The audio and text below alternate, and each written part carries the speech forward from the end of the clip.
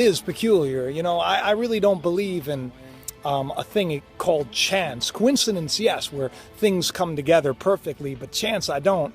And you know, there's this bright shining light, some star that's been above my house. You know, I have this really nice little deck off of our master bedroom, and when I go out there, you know, I have just this beautiful view of the stars, and think there's something to it, and it's something that I never really put my faith or my focus into before. I knew that astrologers and magi, and I knew that it was a big deal, and that I know that the stars they're a map for all things. And come and touch me on my shoulder. Think of all the things that I could wish that I'd told her. I just, you know, I always looked for the inside symbol, you know, the inside sign, and I've had that for quite some time, and it seems like now we're being woke up to a much bigger outward work. And so this star that, you know, was in the sky, I mean, it was the brightest one up there. I was so curious to find out what it was, because I just thought, my goodness, this thing is just, I mean, it's beautiful, it's immense, and it's red, and I found that it is called Arcturus, which I think is fascinating because it's in the Boots constellation, which ironically is like the herdsman, the shepherd. If I was beautiful, if I had the time, who would flock to me and bathe me in the wine? I know that's not the way. I know that's not. What I also found fascinating was the fact that it wasn't moving along with our universe, that it wasn't part of our solar system, it wasn't part of the, it's in, you know, our system, but it's not part of the Milky Way, if you will. It's actually kind of transversing it. As I could see, they'd be sitting there with me to love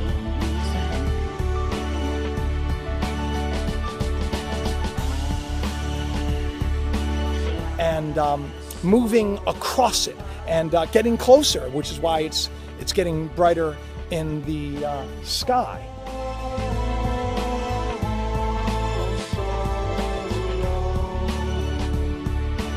And you know, and what was weird about this was it wasn't so much that, it was what, you know, it's like in life we're given this, it's almost like a trail, like a trail of crumbs that lead us to a, you know, to find our way home. And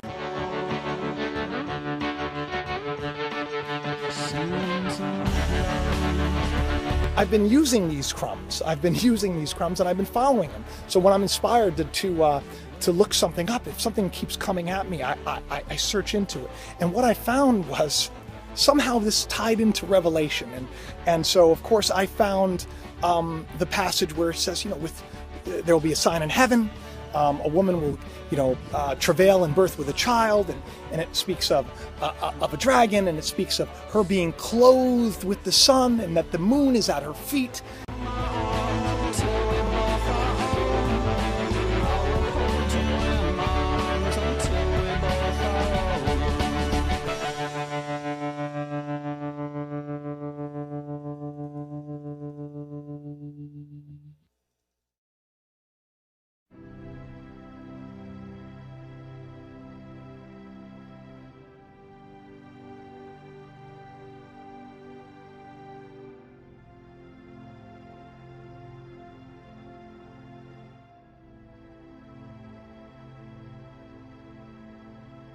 September 27th, you know, the constellation Virgo is literally clothed with the sun. The moon is at her feet. I mean, that is some kind of coincidence, don't you think? Not just that, but the fact that I keep looking at this red dwarf sun, which is so much bigger than our young sun. Arcturus, which it's a shepherd, you know, and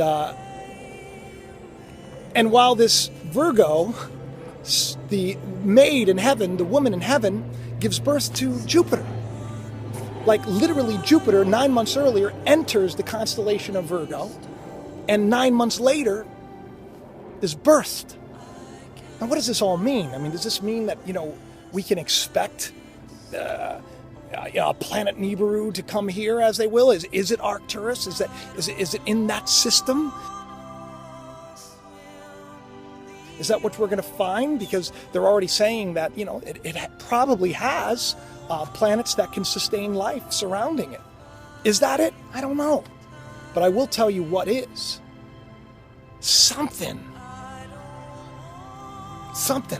is about to be birthed. And right now the world is travailing.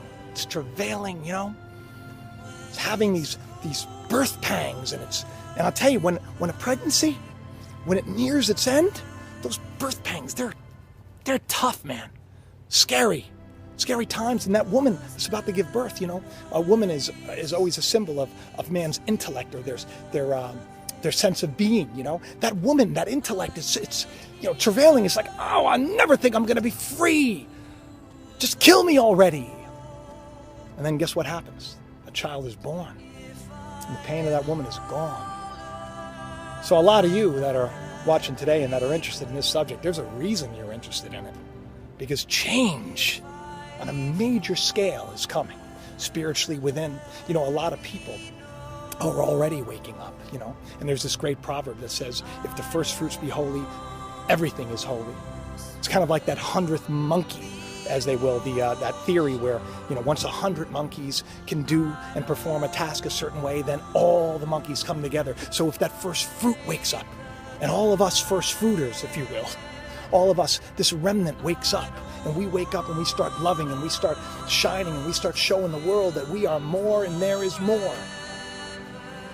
If we give birth, that dragon's going to try to swallow it up.